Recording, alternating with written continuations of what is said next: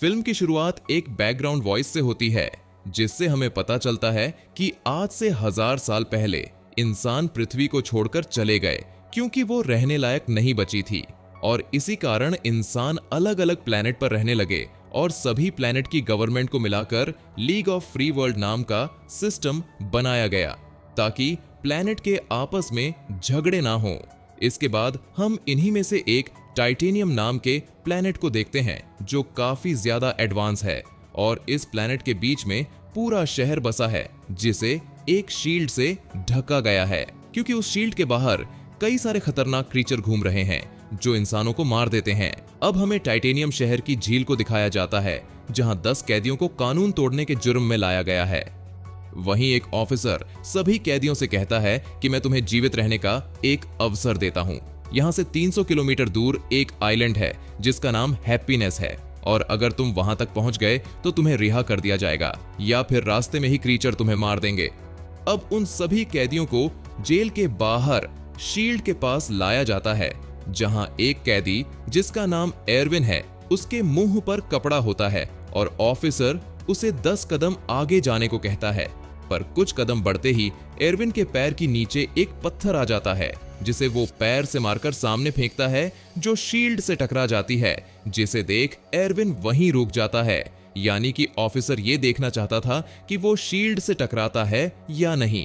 दरअसल Irwin president का adviser है, लेकिन एरविन को उसके गलत कामों के बारे में मालूम पड़ गया था, इसलिए उसे भी जेल में डाल दिया गया और एरविन को उन सारे क्रीचर्स की भी जानकारी है कि उनकी क्या कमजोरियां हैं और कैसे क्रीचर कहां पाए जाते हैं। अब शील्ड को बंद करके सभी कैदियों को बाहर कर दिया जाता है और फिर ऑफिसर उन्हें एक टीन का डब्बा देते हैं जिसमें उनके लिए खाना और कुछ हथियार होते हैं, जिसके बाद शील्ड फिर से लगा दी जाती है। अब उन कैदियों में से एक वैन नाम का आदमी खुद को लीडर बताकर सभी से अपनी बात मनवाने की कोशिश करता है, लेकिन एरविन उसकी बात नहीं मानता। एना नाम की लड़की भी एरविन के साथ हो जाती है।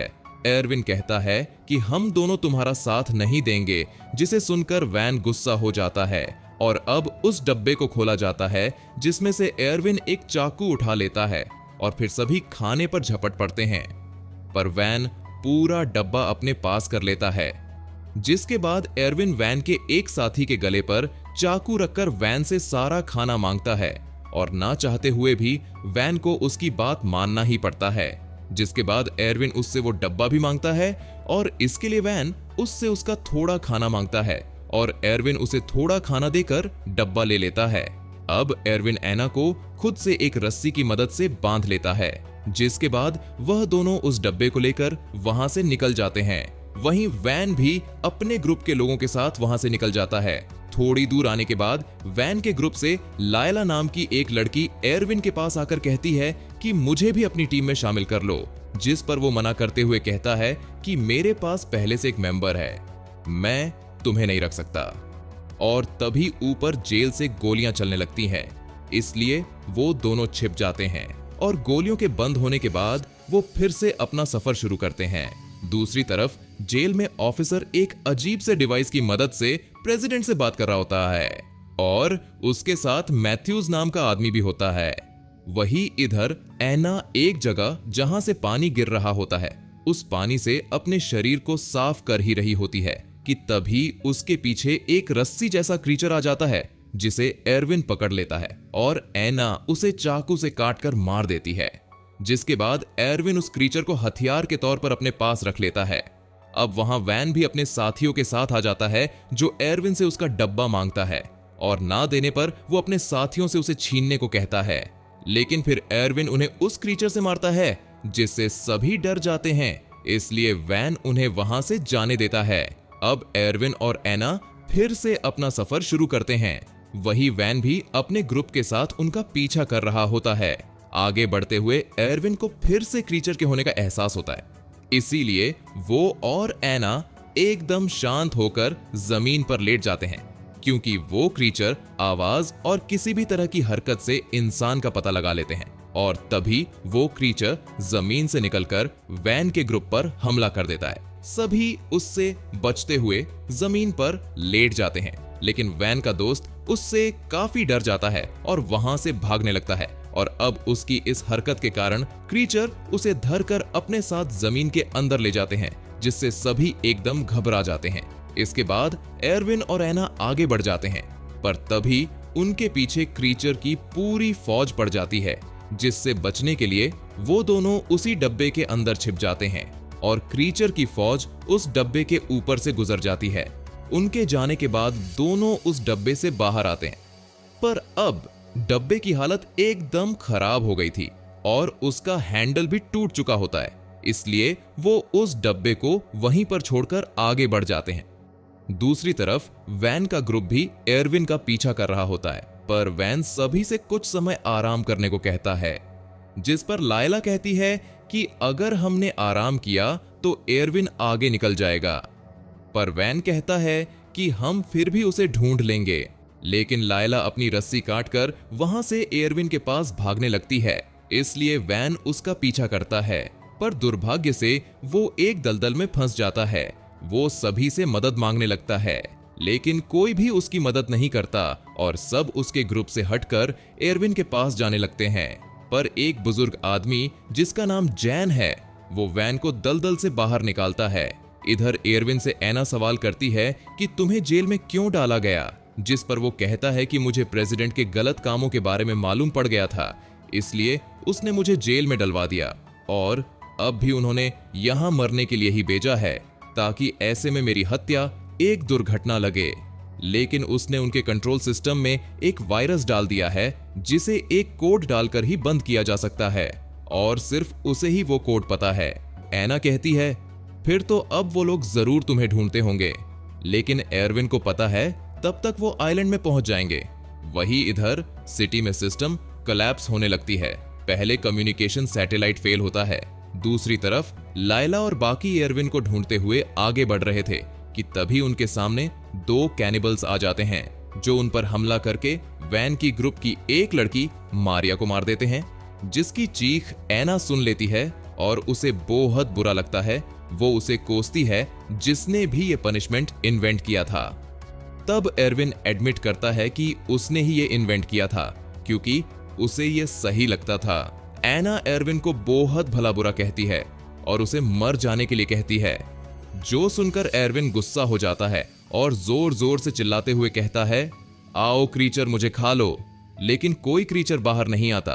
तब एना कन्फेस करती है कि एरविन को मारने के लिए उसे फ्रीडम ऑफर किया गया था। इधर वैन जैन के साथ लायला और बाकियों के पास आता है, जहां सभी एक पत्थर के पास छिपे होते हैं। वैन अब लायला को मारने की कोशिश करता है, पर वो बचाव में कहती है कि एरविन प्रेसिडेंट का एडवाइजर था और उसे मारने के लिए उसे ऑफर मिला। एरविन को मारने के बाद एक शिप उसे यहां से लेने आएगी। वैन उसके बॉडी से सेंसर ढूंढने के लिए कहता है, लेकिन लायला वहां से भागने लगती है। लेकिन तभी जमीन से अजीब सी क्रीचर निकलकर उसे घसीट लेते हैं। अब क्योंकि उनका स्पाई मर चुकी है, इसलिए ऑफिसर मैथ्यूज को एरविन को मारने के लिए बेचता है। इधर एरविन और एना के पास जैन आकर उनसे मदद मांगता है और एरविन एना को उससे दूर रहने के लिए कहता है, क्योंकि उसे जैन पर भरोसा नहीं होता। लेकिन एना एरविन की बात को ना मानते हुए उसके पास जाने लगती है और तभी वैन एरविन पर लोहे की रॉड फेंककर मारता है, जिससे वो वहीं बेहोश हो जाता है। और जब उसे होश आता है तो वो अपने आप को बंदी बना पाता है और वैन उसे उठाकर अपने साथ पास ही के एक बिल्डिंग में लेकर जाता है। दूसरी तरफ मैथ्यूज भी उसी बिल्डिंग में होता है। वैन एरविन को एक जगह बिठाकर मैथ्यूज के पास जाता है और फिर वो मैथ्यूज को एरविन के पास लेकर आता है। लेकिन एरविन वहां नहीं होता है, जिसे देख मैथ्यूज एकदम गुस्सा हो जाता है और वैन को ही शूट कर देता है। जिसके बाद वो एरविन को ढूंढने लगता है और तभी उसे एना मिल जाती है, जो उसी बिल्डिंग में एक जगह छिपी हुई थी। अब वो उसे बंदी बनाकर एरविन को सामने आने को कहता है, इसलिए मजबूरन एरविन को सामने आना ही पड़ता है। तभी एक कैदी जॉब वहां आता है और मैथ्यूज की ओर गन तानकर एना को छोड़ने के लिए कहता है। मैथ्यूज कहता है वो एना को छोड़ देगा, लेकिन बदले में एरविन को उसके पास आना होगा, जिस पर एरविन मान जाता है और मैथ्यूज भी एना को छोड़ देता है, जिसके बदले एरविन उसके पास जाने लगता है। पर तभी पीछे से घायल वैन मैथ्यूज की सिर पर वार करके उसे ही मार डालता है। लेकिन मैथ्यूज ने एना को किसी तरह का इंजेक्शन लगा दिया होता है जिससे वो बेहोश हो जाती है, जिसके बाद एयरविन वैन को उसे बचाने के लिए थैंक यू कहता है। पर घायल वैन एयरविन को हैप्पीनेस आइलैंड जाने से मना करता है क्योंकि ऐसा कोई आइलैंड एग्जिस्ट ही नहीं करता। फिर वैन वहीं अपना दम तोड़ देता है। फिर एयरविन एना को उठाकर जॉब के साथ उस बिल्डिंग से बाहर आता है जहां अब 10 कैदियों में से यही 3 बच्चे होते हैं, और तभी उन्हें सामने समुंदर दिखाई देता है जिसमें जगह जगह प्लांट से बने आइलैंड के टुकड़े होते हैं, जिसे देख एयरविन कहता है कि हम इस पर सवार होकर समुंदर पार कर सकते हैं। वो सभी उसे नाव की तरह इस्तेमाल करके समुंदर के रास्ते आगे बढ़ने लगते हैं। वही इधर ऑफिसर का मैथ्यूज से कांटेक्ट टूट जाता है, इसलिए फिर वो एक कॉम्बैट ड्रोन बेचता है एयरविन को मारने के लिए। इधर एना होश में आ जाती है और वो देखती है कि उनके आइलैंड में पानी भरना शुरू हो गया है। एना और एयरविन इसी बारे में बात कर रहे होते हैं और उनकी बात सुनकर जॉब उन्हें बचाने के लिए पानी में कूद जाता है। एयरविन उसे वापस आने बोलता है लेकिन वो नहीं मानता, और तभी समुंदर की नीचे से एक विशाल क्रीचर प्रकट होकर जॉब को अपने साथ समुंदर की गहराइयों में ले जाता है, जिसे देख एयरविन और एना काफी उदास हो जाते हैं। तभी वो कॉम्बैट ड्रोन उनकी तरफ आने लगता है, लेकिन उनके पास आने से पहले वो पानी में गिर जाता है। इससे ये साबित होता है कि एयरविन का वायरस काम कर रहा है और सिटी का कंट्रोल सिस्टम खराब हो चुका है, जिसके बाद वो फिर से अपना सफर शुरू करते हैं और आगे बढ़ते हैं।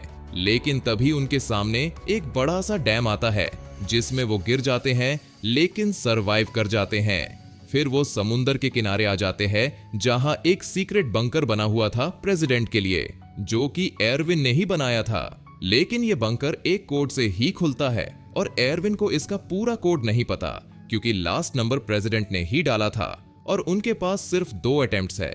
ऐसे में गेस करना इम्पॉसिबल लग रहा था। फिर एना एयरविन से कहती है कि जब तुम प्रेसिडेंट के साथ यहाँ आए थे तो उन्होंने तुमसे कुछ कहा था कि नहीं, जिस पर वो कहता है कि उन्होंने मुझसे एक पहेली पूछी थी जिसका आंसर सिर्फ मैं ही दे पाया था और तब उसका आंसर 9 था, पर मुझे मालूम है कि वो गलत होगा क्योंकि वो आसानी से अपना कोड नहीं बता सकते। जिस पर एना कहती है कि वो सही कह रहे होंगे, 9 ही कोड हो सकता है। एयरविन एना पर आंख बंद करके विश्वास कर लेता है और जैसे ही एयरविन 9 डालता है तो वो सीक्रेट बंकर खुल जाता है जिसके अंदर उन्हें एक स्पेसक्राफ्ट मिलता है। पर अब एयरविन एना से कहता है कि तुम स्पेसक्राफ्ट की मदद से यहां से चले जाओ क्योंकि स्पेसक्राफ्ट में एक ही इंसान बैठ सकता है।